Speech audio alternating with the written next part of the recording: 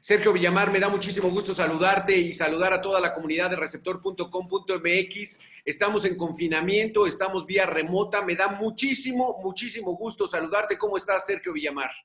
Alberto García, un honor, un placer saludarlos. ¿Cómo no? Receptor ya tiene años, ya tiene su lugar propio en el deporte de las tacleadas. Encantado de estar con ustedes. Sergio Villamar, ¿quién es Sergio Villamar? Quiero que nos expliques cuándo empezaste a jugar fútbol americano y en qué equipo, Sergio. Desde niño, fíjate, yo fui pues suertudo porque mi padre me inscribió en una escuela que se dedicaba a ese tipo de educación, el Colegio del Tepeyac. Yo fui fraile del Colegio del Tepeyac cuando en aquellas épocas eran monjes benedictinos los directivos de ese plantel y tenían, independientemente de la academia, el deporte era parte fundamental de la educación. Entonces, pues, el fútbol americano lo conocí desde que yo estaba en primaria. Después, dime, ¿cuál fue tu trayectoria? ¿Cuál fue tu trayectoria del Colegio del Tepeyac, de haber jugado ahí y con entrenadores de primer nivel? Te voy a decir dos. Luis Acosta, que fue fullback de los Pumas. Estaba también de la Garma, que también fue un fullback de los Pumas de aquella época. Pero el Tepeyac era como un semillero del equipo de la Universidad Nacional Autónoma de México.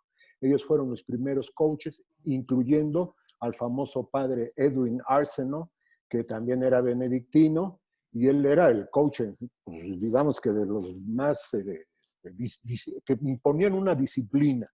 De allí, de los frailes del Tepeyac, fui jugador de Cheroques. Sí, pero permíteme, antes, de los frailes del Tepeyac eran, dice semillero de los Pumas, sí, a pesar de que estaban hasta el norte de la Ciudad de México. Sí, pero te acordarás, bueno, yo tengo la edad como para mencionarte que el Tepeyac nomás llegaba hasta preparatoria, no tenía ningún más que hasta la prepa. Y de allí se inscribían en la UNAM, la mayoría de los que terminaban la preparatoria, no había examen para entrar a la UNAM, y entonces automáticamente entraban a la Universidad Nacional Autónoma de México. Te voy a decir de la Garma, Luis Acosta, estaban también eran tribus en el Tepeyac. Y es que la gente no está para saberlo y tú ni yo para contarlo, pero es que Lindavista era muy fifí, era una zona residencial muy fuerte al norte de la ciudad, era gente de clase media, media alta, hasta la fecha. Pero entonces sí, el perfil era irse hacia la UNAM, que en aquel entonces pues eran los güeros, ¿no? Y los polis eran del lado y llamados los negros. Sí, del lado poniente de las tribunas, ahí se sentaban los universitarios, y en el oriente, ahí se sentaban los del poli, les pegaba porque empezaba el partido a las 4, pues ya el sol estaba de frente a los politécnicos, y eran los negros, y los del otro lado, pues eran los hijos de Alemán, porque pues había sido la UNAM hecha por Miguel Alemán, ¿no? Como presidente en esa época, y esos eran los gritos de un lado y otro. Pero sí, la mayoría de ellos iban a la Universidad Nacional Autónoma de México. No existían muchas universidades privadas como ahora. El TEC de Monterrey, nada más en Monterrey. Claro. Era el único lugar donde existía.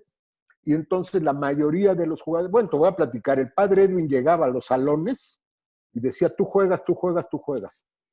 Él los decía así, tú juegas, y ya no había de que si quieres o no. Y teníamos el deporte desde la A, que era atletismo, básquetbol, fútbol, soccer, natación, boxeo, todos los deportes, e iban por temporadas.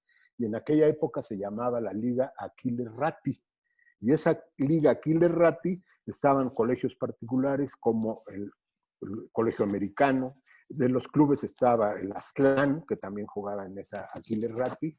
Con el tiempo, Cheroques también participó en la Aquiles Ratti. Las Cobras. Estaba Cobras, Francés Hidalgo, ¿no? También, sí. Bueno, a lo mejor las Cobras no, ¿verdad? Todavía no existían. Todavía no, hasta mucho después. Pero la Lindavista, cuando yo llegué a primaria, era de puros establos, no había casas. Era el Colegio Tepeyac y el Colegio Guadalupe, una que otra casilla por ahí.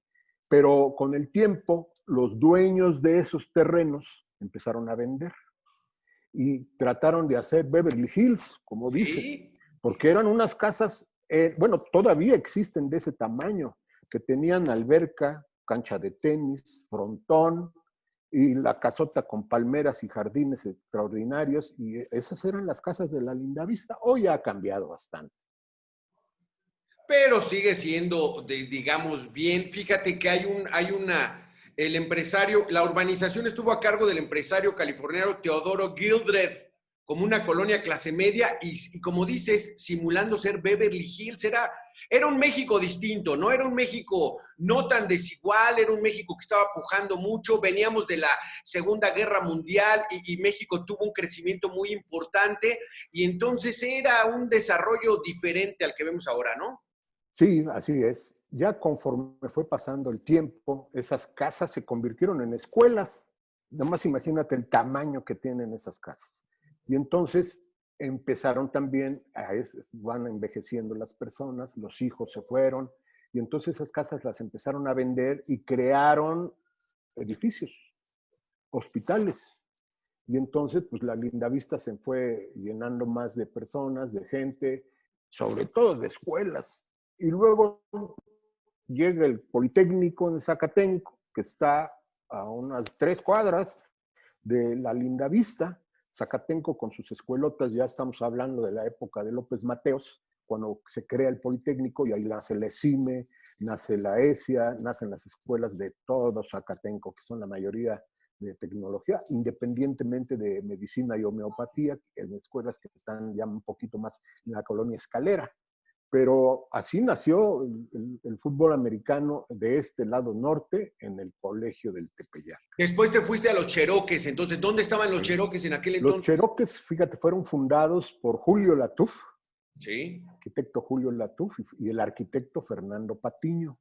Ellos invitaron a Tomás Bey, porque los tres estudiaban en la militarizada México, y el entrenador de ellos era el Látigo Gerner, Anastasio, el Látigo Gerner, fue su entrenador. Julio Latuf vivía en la Narvarte y Fernando Patiño en la Nápoles. Y te voy a platicar historias de veras sensacionales, porque así fue. El equipo que tenía Julio en la Narvarte, un equipito, le dijeron, oye, pues entrénanos, tú que has jugado americano, ¿no? Y bueno, empezó a entrenar ese equipito. Y Fernando Patiño, sus pupilos de la Nápoles le dijeron a Fernando, oye, ¿por qué no nos entrenas tú? Y sí, y entonces como ellos dos eran amigos, juntaron a los de la Narvarte con los de la Nápoles y se creó Cherokees.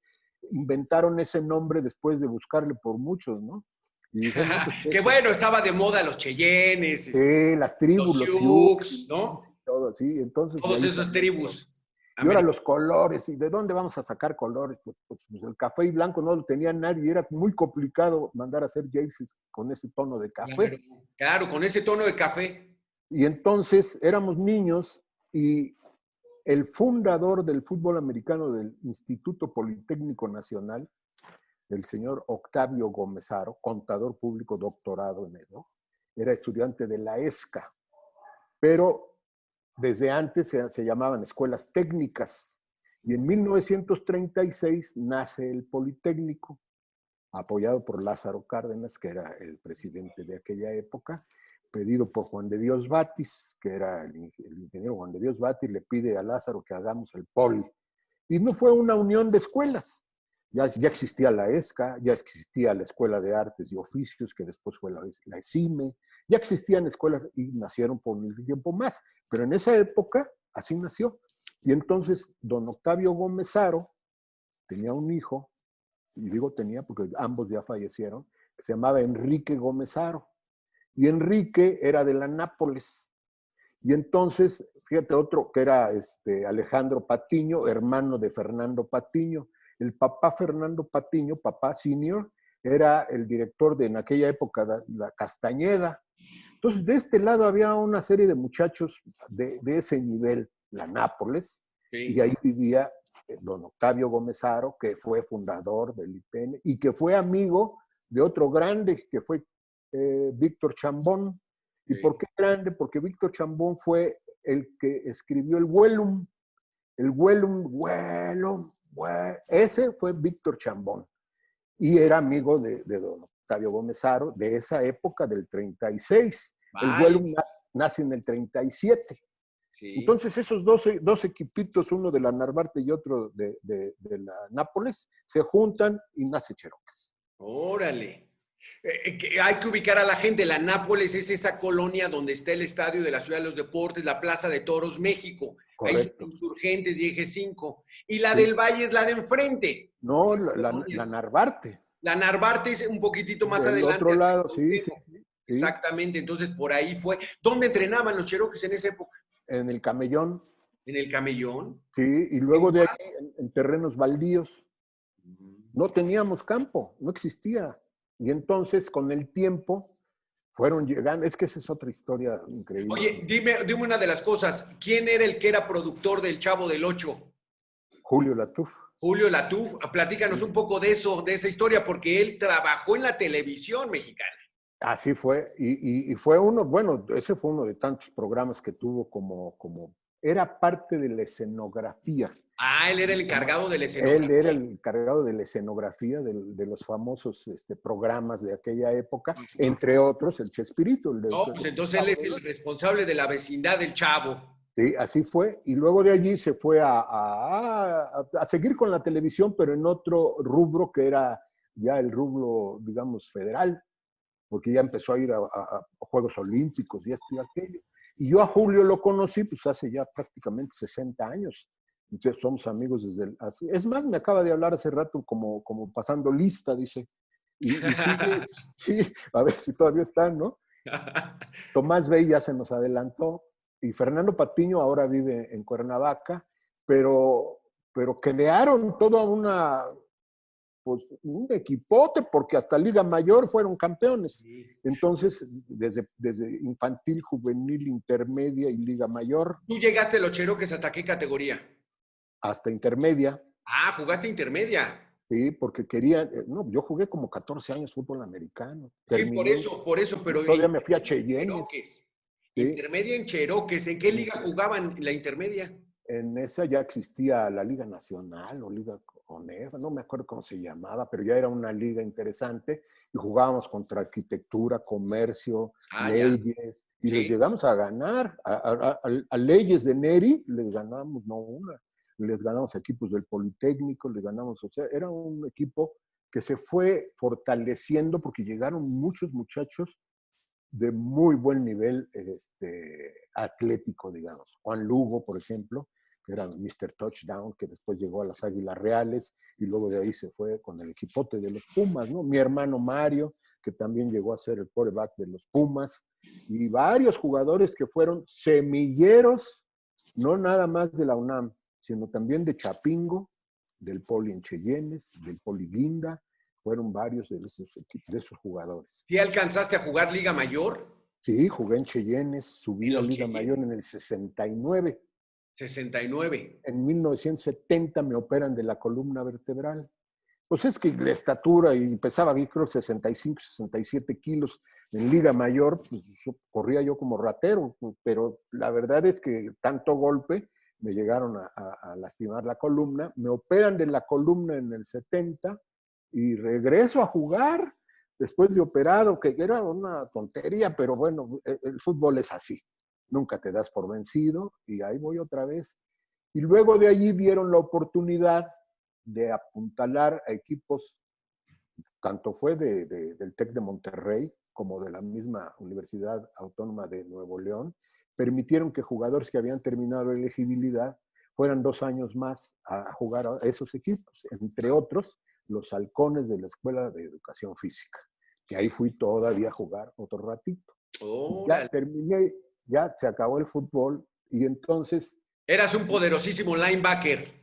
No, yo jugaba, era el pateador, tanto de despeje como de kickoff, y aparte jugaba de corredor en un principio, después de la operación me fui de safety. Ah, de safety. Sí, para que no me pegaran, el que pegara fuera yo, ¿no? Sí, porque pues, como corredor, no, pues era un tope con uno de 120, pues está fácil, ¿no? Entonces ya me fui de corner, del lado derecho y a veces del lado izquierdo, ya sabes, nos combinaban. Hermano Mario en 1970 estaba aquí en los Cóndores. No, él fue de Águilas Reales. Ah, él subió a las Reales, entonces Él él subió a las Juega en Pumas y se divide en los equipos en el 70 y se va a las Reales. No, creo que él empezó ya siendo Águilas Reales, él es más Ah, ok, chavo que yo. ok. Y claro, como jugadorazo, porque él fue estrella del fútbol allá en Pumas, fue el quarterback de los Pumas con Manuel Neri. Y también se convirtió en coach con Manuel Neri después con el tiempo. Se fueron a la Metropolitana y allá andaban de coaches. En 1970, ¿tu padre dónde estaba? Porque la gente tiene que saber que es uno de los cronistas del fútbol americano de mayor trascendencia que hemos tenido. Yo no conozco a nadie, no porque sea mi padre, que haya tenido ese amor por el fútbol americano. De joven creó un equipo que se llamaba el Picolino, junto con su hermano Jorge Villamar. Ellos dos fueron los fundadores del Picolino y los mecenas. Entonces entrenaban en La Hormiga y en Chapultepec, en el llano de Chapultepec, ahí por donde están los pinos, abajo, había un llanote, ahí entrenaba el Picolino. Después, él iba a la prensa, al periódico, a decirles, oiga, ¿por qué no publican los resultados del fútbol americano? Porque él de profesión fue contador público. No hubiéramos vivido del fútbol americano. Y entonces iba a los periódicos siendo un chavo y a decirle, oiga, ¿por qué no escriben de fútbol americano? Y el director de deportes o el jefe de deportes le decía, no, pues es que no. Y le llevaba a él los marcadores. No, sí, ahí déjalos. Y regresaba el otro fin de semana y dice, oiga, ¿por qué no escriben de fútbol? Bueno, si tanto te interesa, escríbelo tú. ¿A Y poco? así empezó. Así empezó siendo un chavo y así le dijo, pues si tanto te interesa, pues escríbelo tú.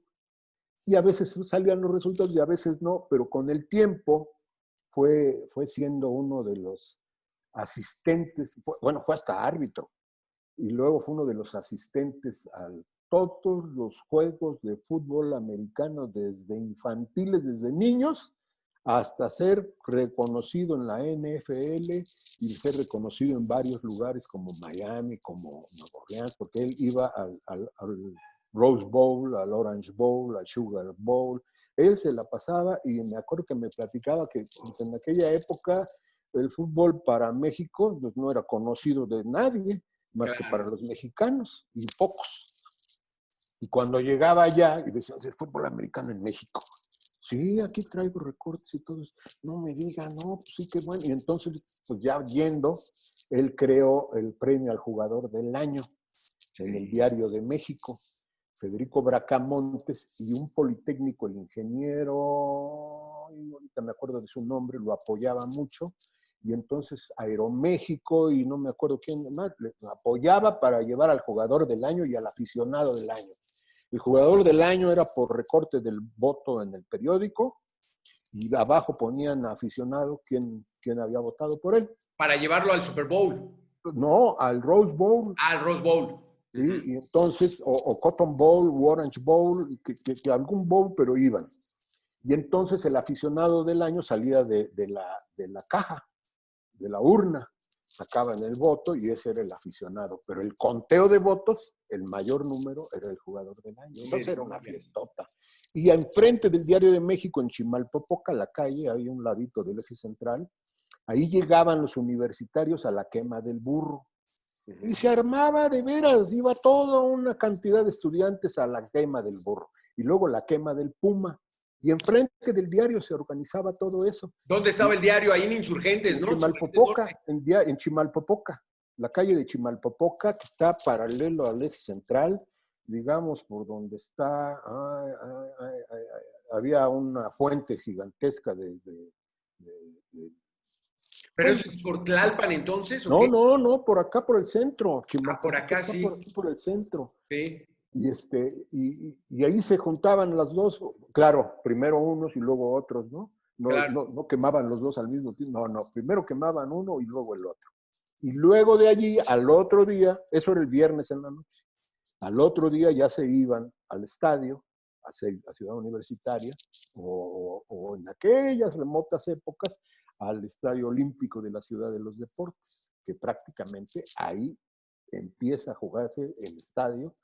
Antes, uno que se llamaba, que me platicaba mi padre, porque no nacíamos, que se hacían en un estadio donde jugaban soccer, acá por por Jamaica, no sé cómo se llamaba ese estadio, no era tan grande, pero ahí empezaron. Y luego el estadio de la Ciudad de los Deportes, que se atascaba. A las 4 de la tarde era la hora mágica para que llegaran los aficionados. Desde las 6 de la mañana llegaban a obtener un lugar para jugar. Igual en Ciudad Universitaria, cuando empezaban a las 4, la gente llegaba a las 6 de la mañana. Claro. Y porras y porras, se sentaban hasta en el pebetero, porque no cabía tanta gente.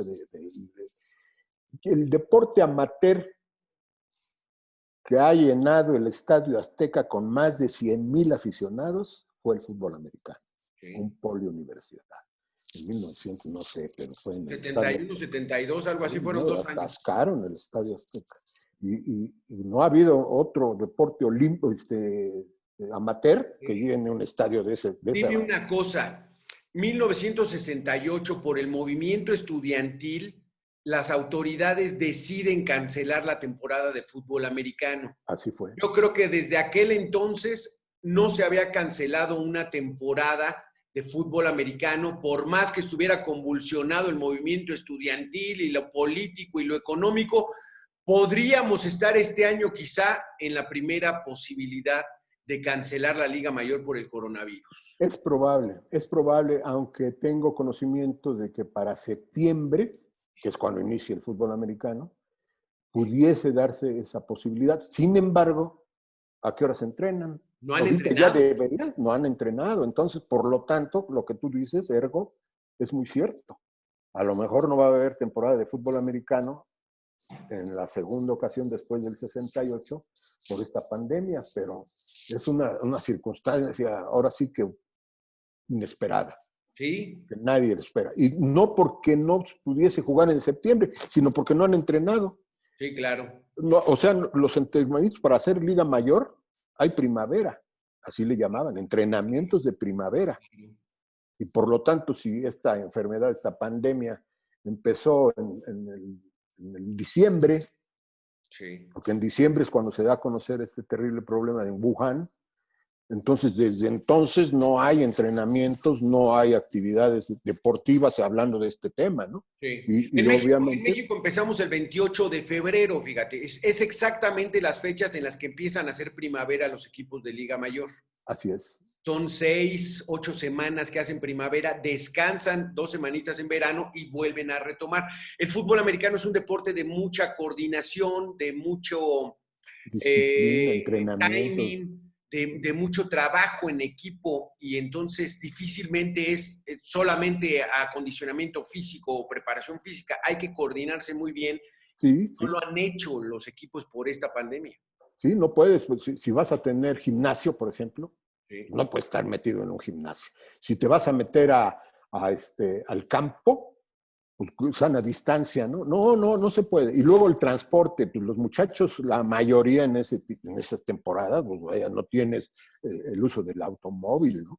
Claro. Entonces tendrían que tomar el camión, ¿no? Y la utilería que tendrían que desinfectarla todo el tiempo. No se ha podido entrenar. Es complicado. Los entrenamientos de primavera son porque suben los de intermedia con los que ya son veteranos. Claro. Entonces, esos chavos que suben de intermedia a Liga Mayor en primavera, llegan, por ejemplo, en el Poli o en la UNAM, llega a haber hasta 200 jugadores en un equipo. Sí. Y entonces de ahí tienen que hacer el corte. Esas son las semanas de descanso, y ya cuando vienen los entrenamientos formales que les llaman, ya vienen los jugadores que se quedan de intermedia con los veteranos. Dada tu experiencia, ¿qué podría significar el que se cancelara la temporada de Liga Mayor? ¿Cuáles serían las afectaciones? Pues sobre todo el gusto del deporte amateur, que es un deporte amateur, ese placer de ir a participar en tu deporte favorito y que se vea cancelada la posibilidad, yo creo que eso sería el primer golpe para el joven. Caray, no voy a poder ir a entrenar, no va a haber temporada. Ese sería lo principal.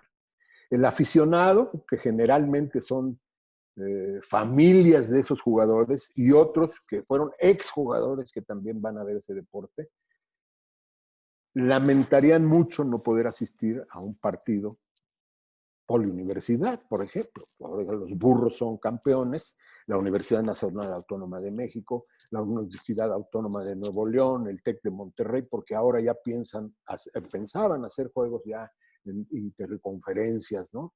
Para que participara el TEC de Monterrey y otros equipos como la UDLA.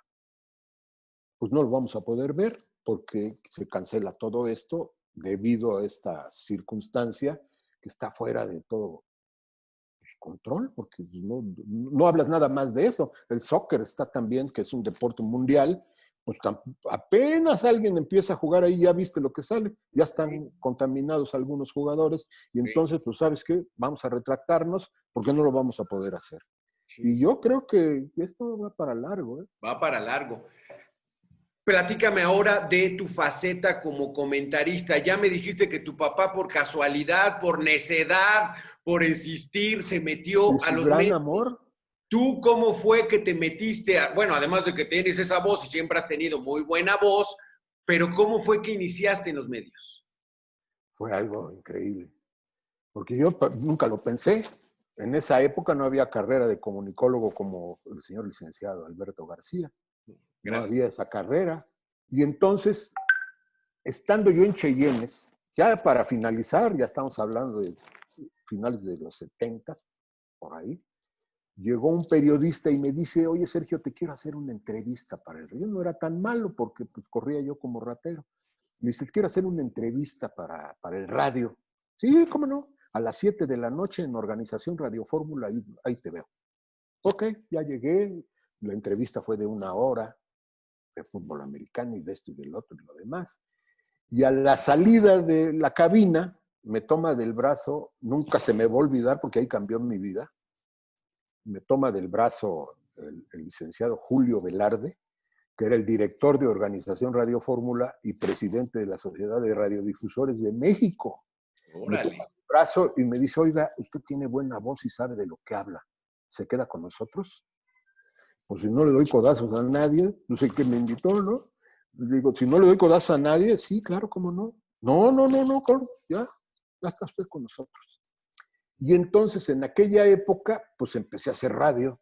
Ahí empecé. Y en el radio, pues que tiene usted que sacar su licencia de locutor, porque había sindicato, o hay. Y entonces los del radio dijeron, no, pues aquí no pueden narrar si no tiene su licencia. Pues fui a sacar mi licencia, duró como 2 horas el examen. ¿Cómo le llamaban? El niño que llevaba la piedra para quemar la alhóndiga de granaditas.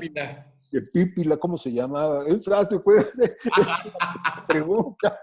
Y entonces, sí, es cierto. Sí, porque estaba dividido en cultura general, que eran como 150 preguntas. Sí, pasabas a la Ley Federal de Radio y Televisión, te preguntaban algunos artículos importantes y después pronunciación de palabras extranjeras en alemán, en italiano, en inglés, en francés y después improvisar en una cabina a facilidad de palabras.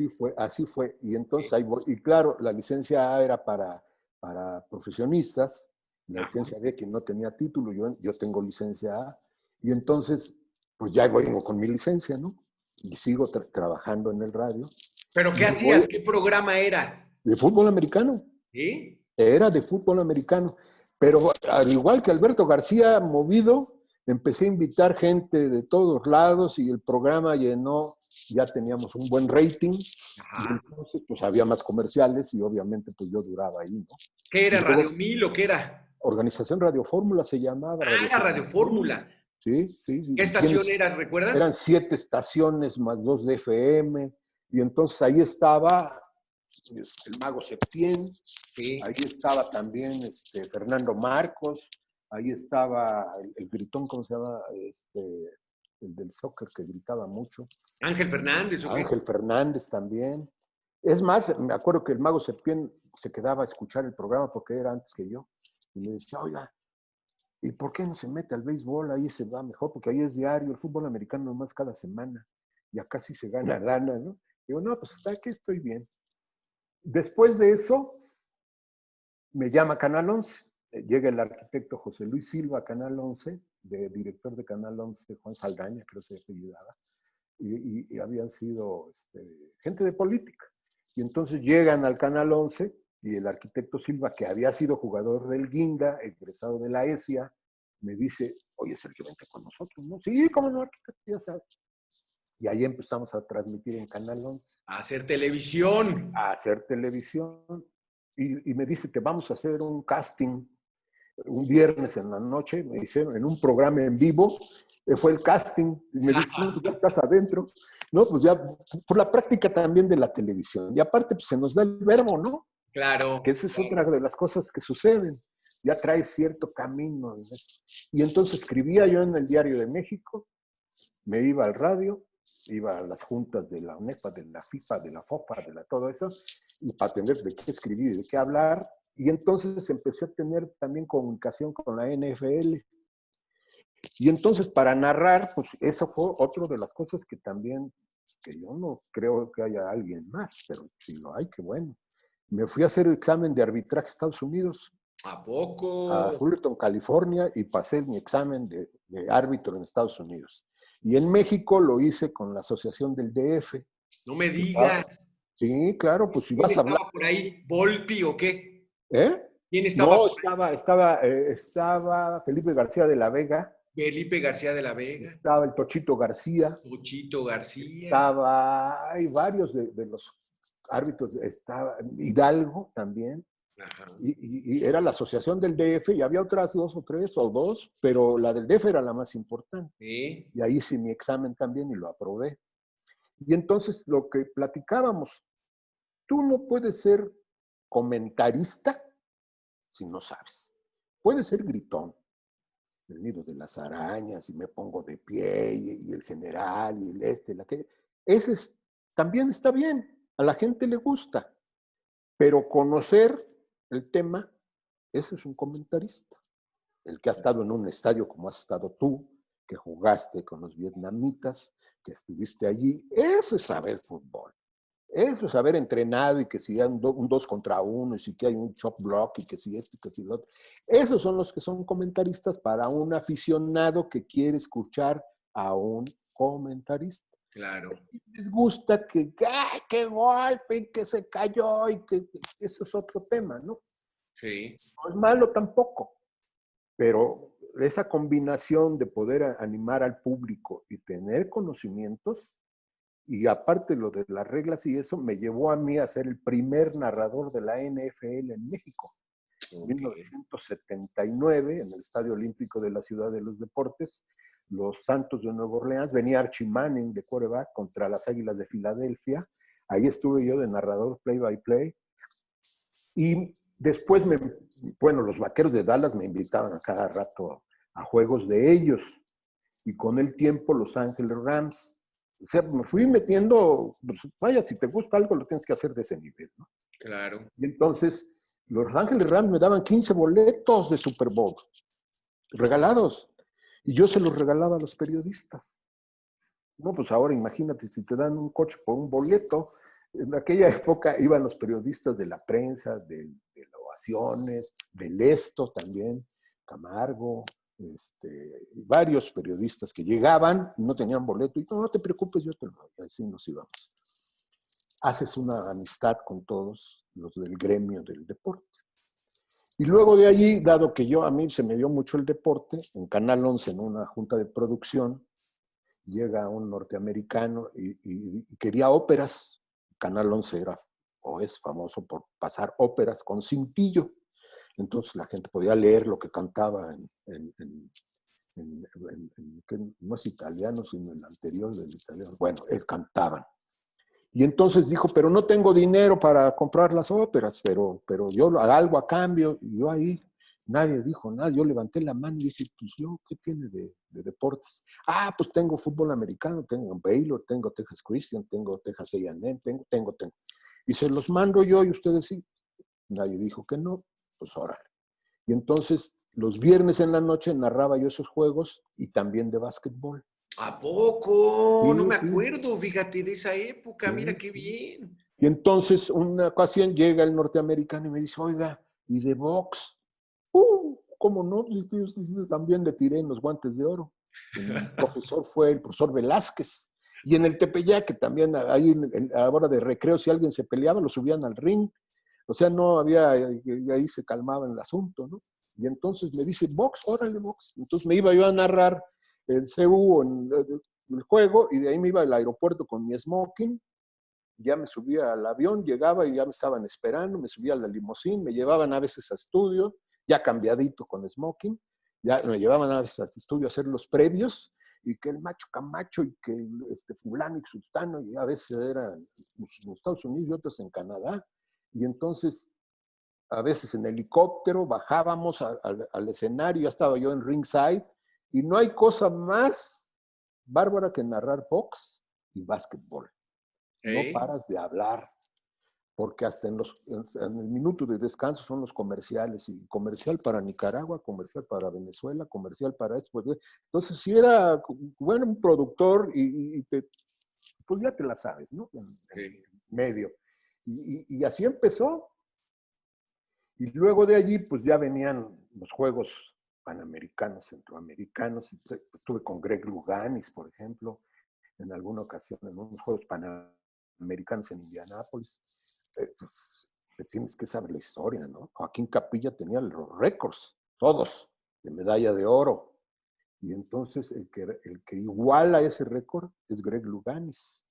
Y entonces ese tipo de comentarios para la gente que le gusta el deporte amateur, no nada más el fútbol americano, sino también el box. Y el box amateur, y el box profesional, y la natación. Pero yo, pues no eres sabio, pero sí le sabes. Y entonces invitaba yo a Carlos Girón, en paz descanse. Ajá. Y decía, oye, échame la mano para los clavados, ¿no? Y ya narrábamos los clavados de Elsa Tenorio, de Jesús Mena. Después vino Fernando Platas, y luego el árbitro internacional, el papá de Elsa Tenorio, era árbitro internacional. Y entonces, creo que estaba el Tibio Muñoz en aquella época ya, o no me acuerdo si ya antes del Tibio, como presidente del Comité Olímpico Mexicano. Ajá. Entonces yo les pedía, oye, pues danos oportunidad de narrar los clavados en el Comité Olímpico. También nos íbamos acá a la alberca de la Unidad Morelos, del Seguro Social. Invitaba yo a Nelson Vargas para que me apoyara en la natación. Y entonces, pues sí, yo narraba y ellos comentaban en esos deportes que son más especializados. Por ejemplo, oye, y las banderitas que ponen arriba de la alberca, unas acá y otras de este lado, ¿por qué? Ah, pues porque cuando nadas de dorso, no ves cuando vas a llegar al final, y entonces al ver las banderitas ya sabes que son 2, 3 metros nada más. Ese tipo de cosas tan especializadas, y por qué la profundidad de la alberca, y por qué 50 metros, y por qué la fosa de clavados, y luego el nado sincronizado, y ese tipo de cosas fueron haciendo que Canal 11 tuviera una audiencia muy, pero bastante grande, al grado de que hubo veces que le quitábamos el rating a Televisa. Entonces, de esa manera íbamos haciendo, y claro, el apoyo. Me acuerdo, Sandalio Sáenz de la Maza fue director de actividades deportivas de la Ciudad de México, en aquella época Distrito Federal, y era de veras muy conocedor del deporte, profesor, licenciado de Educación Física, y llegó a ese nivel. Y entonces yo hablaba con él y le decía, oye, Sandalio, échanos la mano, ¿no? Y yo fui el primer narrador de la primera carrera de maratón en México, porque él fue el iniciador de la carrera de maratón internacional en la Ciudad de México. Y ya de ahí, pues nos fuimos, que si había maratón, que si había esto. Y luego llegó Mondragón y Calv. Mondragón y Calv había sido presidente de la Federación de Taekwondo. Fíjate qué deporte que ahora mata, porque tiene muchas medallas. Y Mondragón y Calv era el presidente de la federación. Entonces yo hablaba con él y narrábamos, comentaba, y me llevaba un taekwondoísta, ¿no? Pero también en judo, pero también en lucha. Y entonces íbamos a ese tipo de deportes cuando no había fútbol americano, o el viernes en la noche. Y las entrevistas, pues ya sabrás, los invitados de honor, ¿no? Y llegó a estar Manuel Bener, y vaya, muchos entrenadores de deportes que le dieron vida a esa institución. Y bueno, pues la ¿Cómo ves el fútbol americano actualmente? Su nivel de competencia, la espectacularidad, el arraigo con la gente, la tradición. Está renaciendo. El problema que existió fue que las escuelas particulares, como el TEC de Monterrey, la Universidad de las Américas, incluyendo la Universidad Autónoma de Nuevo León, empezaron a becar. Y entonces, todo el semillero de la UNAM, del Politécnico, que los creaban desde niños, categorías infantiles, juveniles, intermedias, cuando llegaban a Liga Mayor se los llevaba el TEC, o la Universidad Autónoma de Nuevo León, o la misma Universidad de las Américas, que tuvo Cheroques y tuvo de eso, se los quitaban. Y cómo no, pues te voy a dar beca en una institución de prestigio, y el papá, pues, oye, hijo, te van a becar en el TEC, te vas al TEC, ¿no? Y entonces desmantelaron los equipos. Pero no nada más eso, hasta los coaches se llevaron. Pregúntale a Diego García Mirabet, siendo entrenador de la UNAM, que era un becaba también él en la UNAM.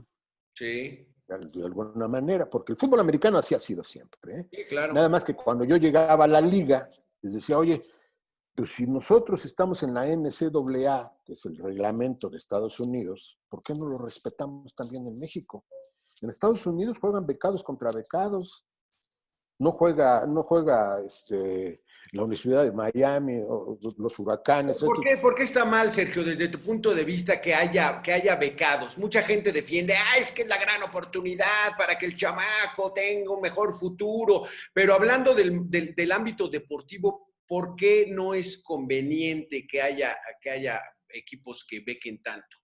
No, sí, yo no estoy en desacuerdo. Lo que estoy en desacuerdo es que te lleves 20 jugadores. Sí. Entonces, o sea, ¿qué pasa si te llevas 20 jugadores? Pues desmantelas al equipo que los tenía y entonces ya no hay fortaleces tú y no hay competencia. Exacto. Entonces, la respuesta, pues te voy a decir que hubo generaciones, tanto de poli como universidad, que tenían hasta un 60% de chavos que no estudiaban ni en el poli ni en el UNAM. Sí. Y eran los mejores jugadores. Claro. Pues te voy a decir, por ejemplo, y no se trata de desprestigio de esos jugadores, porque fueron excelentes. Sí. Un Omar Fierro, por ejemplo. Jorge Mercado sí estudió arquitectura en la UNAM, pero había jugadores que no estudiaban, de la SLAN y de mismo Cheroques y de esto, que no estudiaban en la institución, y el reglamento decía que tenían que ser estudiantes de la institución. Sí. Un Antonio Bradley Jr. o el Senior, tampoco eran egresados, ni siquiera estudiantes, pero se valía, porque te inscribo en la escuela de idiomas, te inscribo en filosofía y letras, y ya, pues, ya formas parte, ¿no? O sea, sí había manera. Pero cuando empieza el TEC y la UDLA a llevarse jugadores becados, yo no me opuse. Yo lo platiqué con Fran González, lo platiqué con Luján, lo platiqué. Pues, si nosotros estamos en la NCAA, hagamos lo mismo que hacen en Estados Unidos.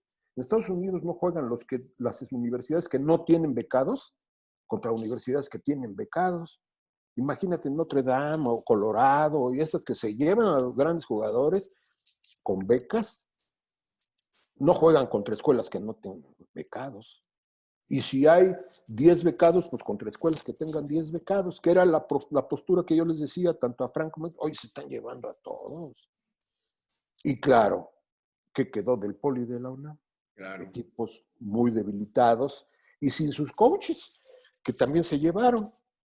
Entonces, te vas al TEC de Monterrey, ya estaba un entrenador que era del poli, o Diego García, que era entrenador del TEC, pues se quedaron sin entrenadores, y aparte sin buenos jugadores, porque los buenos jugadores se los llevaron, se debilitó mucho. Esto hace 10 años, el doctor Jacinto Licea, cuando entró Raúl Rivera como entrenador de los Pumas, el propio Arturo Alonso. Arturo Alonso. Decidieron entonces separarse de la competencia contra el TEC de Monterrey porque ya no podían hacerlo. Les metían palizas de 66-0, los barrían, les daban verdaderas golpizas por esa diferencia que había entre becados y no becados. Se separan hace 10 años. Que también sucedió con... de tratar de regularse esas becas, no se regulan, siguen teniendo esa facilidad para llevarse jugadores y vuelven a competir juntos este año si es que hay Liga Mayor. ¿Cómo ves esa situación de no aprender del pasado? pues van a caer en el mismo error. Pero tampoco se nos olvide que hubo época, cuando yo jugaba en Cheyennes, que eran palizas al TEC. Y entonces la liga permitió que jugadores jugaran 2 años más, tanto en el TEC como en Nuevo León, como le dieron esa oportunidad para que no se vieran tan mal. Pero entonces fue cuando el TEC trajo a Ronnie Washington y a este y a aquel, que eran jugadores de Estados Unidos, y los becaron en el TEC, o los trajeron para que jugaran en el TEC, que sucedió lo mismo con la Autónoma de Nuevo León, nada más que los de la Autónoma de Nuevo León becaron o trajeron jugadores de Estados Unidos con apellidos latinos. Sí. Y entonces, pero por eso llegaron a ser ganadores. Luego la universidad y el TEC, me refiero a la Autónoma de Nuevo León los del TEC, ya no se llevan jugadores del distrito de la Ciudad de México, sino ya se llevaron jugadores de Sonora, de diferentes partes del norte, que son chamacos, ¿verdad? Bueno, va a haber un jugador, creo que va a jugar en Dallas, no sé dónde, que es del TEC de Monterrey, ¿no? Entonces son jugadores muy fuertes que ya no necesito los de acá. Pero entonces se dividió o se multiplicó, porque también cabe la posibilidad de decirlo, la Liga A y la Liga B. La Liga B, por decirlo de alguna manera, que puedes decir ONEFA, pues tiene sus equipos del Poli y la UNAM, que ahora tienen bonitos equipos. Sí. Otro problema, el dinero. El dólar, ¿cómo está? ¿Cuánto te cuesta un casco? Si antes había Águilas Reales, Cóndores, Guerreros Aztecas y todavía algunos de la universidad que le llaman los Osos, de Acatlán, es un dineral. Equipar 80 jugadores de cada uno es un buen dinero, con un presupuesto muy grande. Entonces decidieron a poquito la UNAM, Pumas y ya. Y entonces desaparecieron las Águilas Reales, los Cóndores y los Guerreros Aztecas, porque ya la cantidad de dinero es muy significativa. Se acabaron las giras a Estados Unidos.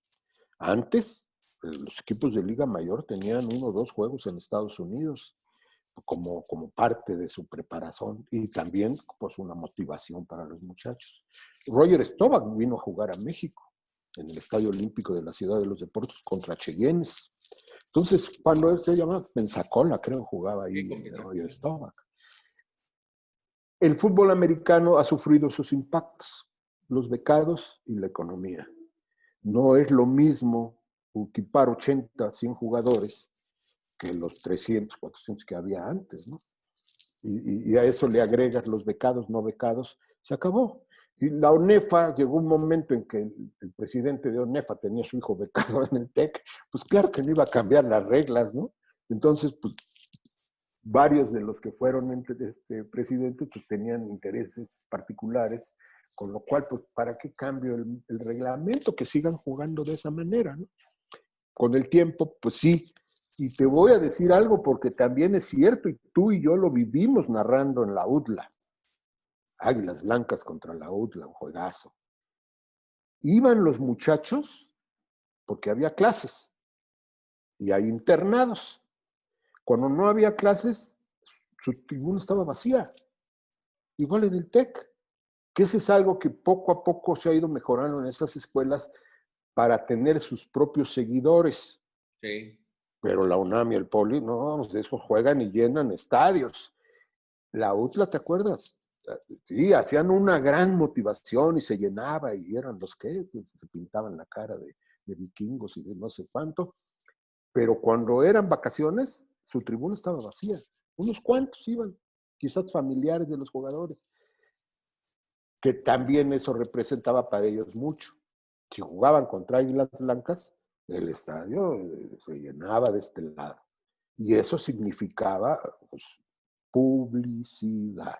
Claro. El TEC de Monterrey antes, fíjate qué inteligente, porque es la verdad. El TEC de Monterrey antes pagaba planas, el TEC de Monterrey, escuela de gran nivel, que no estoy diciendo mentiras, es una gran escuela, pero pagaba la publicidad. Y dijeron, bueno, ¿y si nosotros hacemos la publicidad? ¿Cómo? Pues con un equipote, y todos los domingos va a salir. Y eso fue un hecho. Entonces ya empiezas a oír del TEC de Monterrey, claro, pues ya eran ganadores, y ya apalearon a unos, apalearon a otros, y el domingo salía el resultado de los juegos en los periódicos, y ya se hace la publicidad, ¿no? Entonces todo tiene un por qué, un de qué y un cómo. Claro. Sí, no todo se reduce a, ay, qué bonita beca y sí va a ser mejor mi equipo. No, todo tiene una intención. Y pues bueno, el presidente de ONEFA, Juan Manuel Bladé, pues decidió que sí se regresara, que no les redujeran el número de becas, 70 becas. Había una sanción en contra del coach Altamirano, dijeron, vamos a quitársela. El chiste es que juguemos, ese es el clamor de la gente. ¿Realmente será una buena decisión? Yo lo que digo es que todo se vale reglamentando y no falles al reglamento. Como por ejemplo hubo veces que se llamaban cachirules, ¿no? Un chavo que jugaba juvenil y ya no tenía la edad.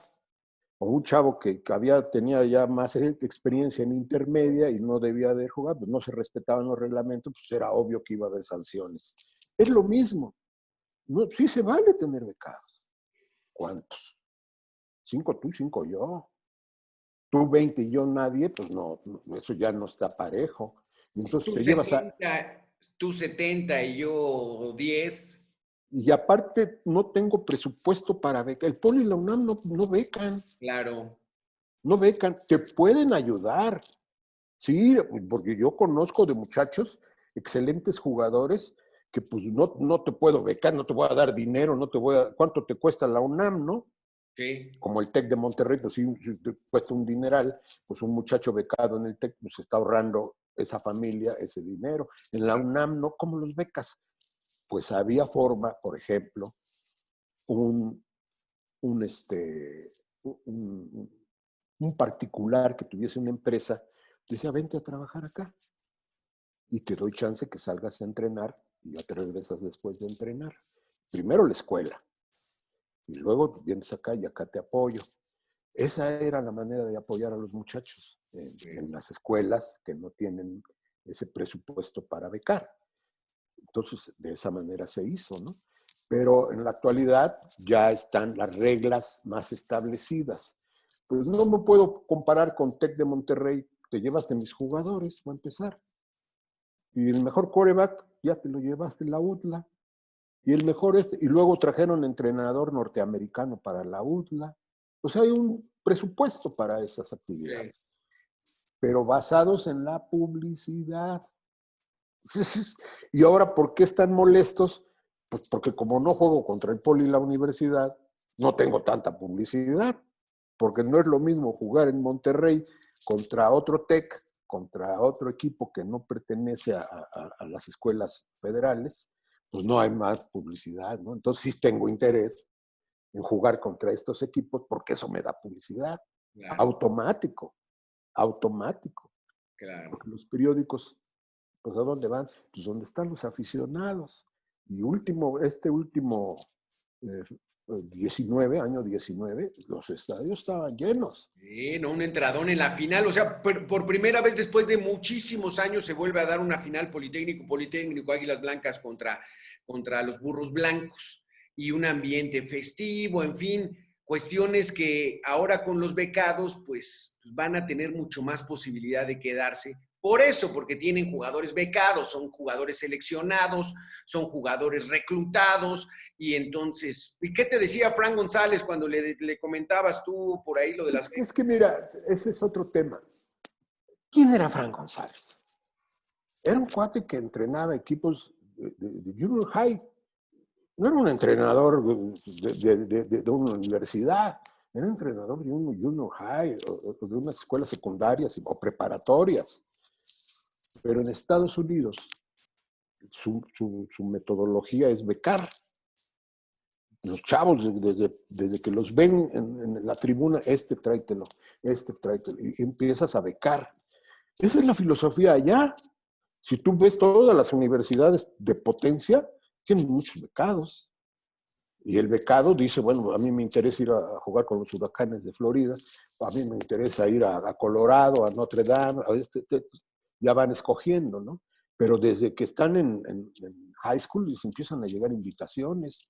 Y luego hay jugadores en Estados Unidos que tienen sus dormitorios, cruzando la calle ya está el campo, y campo techado y campo natural. Y te pongo un tutor, porque luego puede ser que por el deber te descuides tantito tus estudios, ¿no? Ah, no, te voy a poner un maestro especial para que te dedique contigo. Porque la regla es, si no estudias, no juegas. Y entonces, pues tampoco va a tener un vagote jugando ahí, ¿no? Y entonces, ese tipo de beca, no nada más te doy el pago de la escuela, sino hasta te ayudo con tutores. Claro. Y no, pues es otro tema, ¿no? Y claro, en México, pues, ¿tú cómo le puedes hacer en la universidad o el Politécnico? Pues no hay esa posibilidad para empezar de becar, ¿no? Ya es de nacimiento, quiero ser Puma como tú. Sí. A ti te han dicho vete a jugar al TEC, a lo mejor con todo y beca dices que no. Sí. O a lo mejor dices que sí, bueno, pero voy a estudiar esta carrera que me interesa y aparte tienen un buen equipo de fútbol, me gustaría. Pero si en la UNAM que tú dices, yo soy Puma de corazón, y no vas por becas, no vas por nada, vas por los colores de una institución que tiene una gran trascendencia, igual el Politécnico. Yo quiero ser poli y voy a jugar en el poli, porque aparte estudio en la ESIME o la ESE, ya nace de ahí. Ya hubo jugadores que sí le dijeron, vete a jugar a la UTLA o ese. No, yo soy poli, yo soy Puma. Sí, sí, sí. Pero también hubo trampa. Había jugadores, no voy a decir nombres, que no tenían ni la prepa, pero eran buenos jugadores.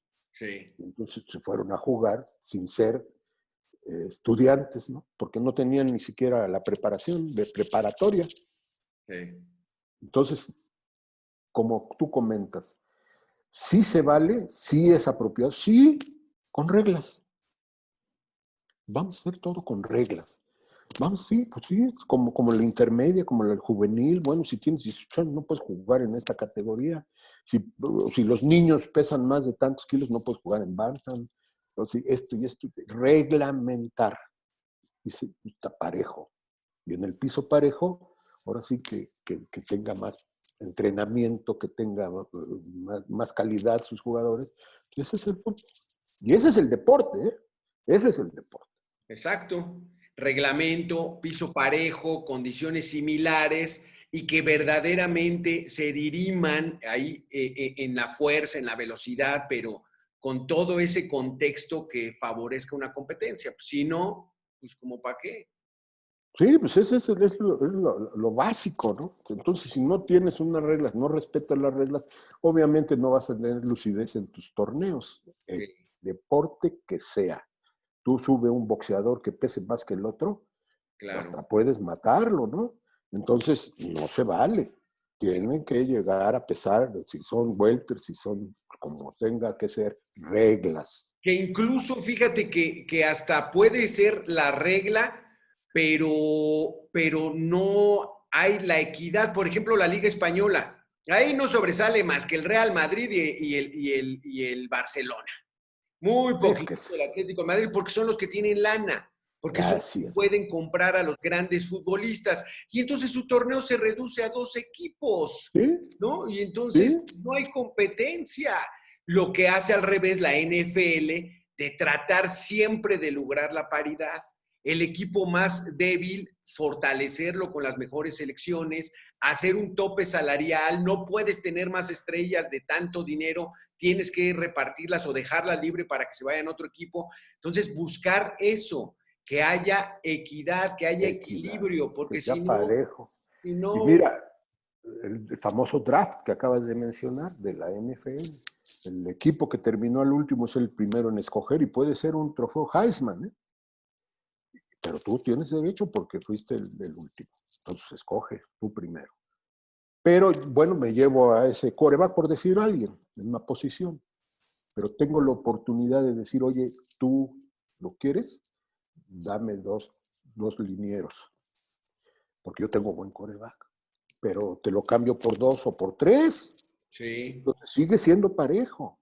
sí, Entonces yo escogí al mejor, pero tengo oportunidad de con el otro equipo ponerlo en subasta, ¿no?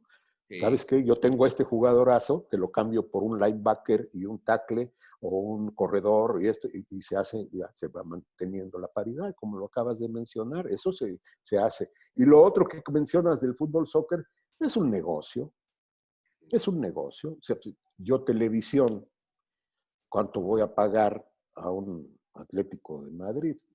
O a un Real Madrid, o a uno. ¿Y qué me importan los otros? Igual que aquí. Sí. Pues sí, si ya se van los de Morelia y que se quieren ir a no sé dónde, A pues Mazatlán. los aficionados dicen, oye, ¿cómo los vas a dejar si con este equipo es de gran tradición? Ah, me vale, porque es dinero. Sí. En Estados Unidos lo ha sucedido. Sí. Los Ángeles Rams se cambiaron de estado porque los impuestos eran no tan agresivos como donde estaban, ¿no? Y entonces empiezan a tener sus movimientos económicos para el mismo caso. Pero es totalmente diferente por la equidad que hay allá en esa liga. Sí. Sí, no pasa nada, sigue siendo California, por decir Oakland, ¿no? Pues sí, está pegado ahí, el puente y ya, ¿no? Pero eso es lo que sucede. Si buscas el espectáculo, que esté en la tribuna llena, que estemos contentos, pues sí, habrá un equipo que no tenga a Ronaldo, pero tiene dos, tres que lo frenan. Claro. Ese es el fútbol, ¿no? Pero si de repente tienes a Ronaldo y tienes, pues ¿contra quién juego? Sí. Es como meter a Liga Mayor con una intermedia, ¿no? Sí, Ya te sí, fuiste. Ahí está. tienes mucha razón, Sergio. No, pues pues muchísimas gracias por haber estado con nosotros. Ay, Yo un espero que no sea placer. la última vez. Nos extendimos un poquito, pero vale mucho la pena. Una gran trayectoria dentro del fútbol americano. Muchos, al escucharte esa voz, dicen, no, hombre, pues es que yo la oí en Canal 11 hablando de gente de los 70s para acá, que escuchaban las transmisiones de Sergio Villamar, muchos jugadores que tuvieron la oportunidad de que tú narraras sus partidos y que esa voz inconfundible, pues bueno, es ya verdaderamente una voz de trascendencia y una trayectoria impresionante la que has tenido, Sergio Villamar. Nos da muchísimo gusto que estés con nosotros. Y pues un último mensaje que quieras decir a la gente. Estamos en medio de la pandemia, en mayo, a punto de entrar a junio, no se ve para cuándo vayan a domar o vaya a caer esta subida de contagios y de muertos, y que es muy probable que, pues bueno, este año no haya a lo mejor Liga Mayor, pero ¿qué podríamos decirles ya a todas esas personas? Pues primero que nada, agradecerte. Tengo el honor, el placer de conocerte, de haber compartido ese micrófono de Canal 11, de haber estado en múltiples ocasiones juntos. Y lo dije, te lo repito ahora al aire porque vale la pena decirlo. Alberto García, egresado de los vietnamitas, estudiante de la Prepa 9 y egresado de la máxima casa de estudios que es la Universidad Nacional Autónoma de México, un cuate inquieto, muy inteligente, sabedor de lo que es la comunicación, pero de alto nivel. No estoy hablando de comunicación de así, no, hablo de tener todo el éxito en varias temporadas, que no es fácil con 7 cámaras, que no es fácil lidiar con un director de cámaras, como los teníamos, te acordarás, la repetición instantánea, el nombre del jugador, todo lo que hiciste con tu equipo de trabajo, no es fácil. Claro que no es fácil. Y cualquiera que se acuerde de esas transmisiones que fueron hechas por ti y tu equipo, al cual yo fui invitado ahora sí que contigo, devuelvo la copa, como dice el dicho.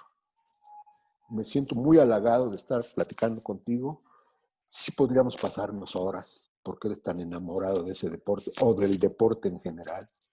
Tu trayectoria, a pesar de ser tan joven, tienes una gran experiencia, Alberto. A la persona que estaba ahí contigo, agradecerles a todos y a nuestros amigos internautas, a través de esta nueva tecnología, o bueno, no nueva, pero de estar en esta comunicación, cada quien en donde debe de estar, están a distancia. Y lo dicho, cuídense, esto es peligroso, no es cualquier virus, es un virus muy peligroso y debemos cuidarnos. Alberto, un abrazote virtual. No, hombre, muchísimas gracias, Sergio, ¿eh? Muchísimas gracias y un saludo para todos los seguidores de Receptor. No se pierdan esta súper entrevista y conozcan a este hombre, porque este hombre es ya una leyenda dentro del fútbol americano de nuestro país. Gracias, Sergio. Enhorabuena.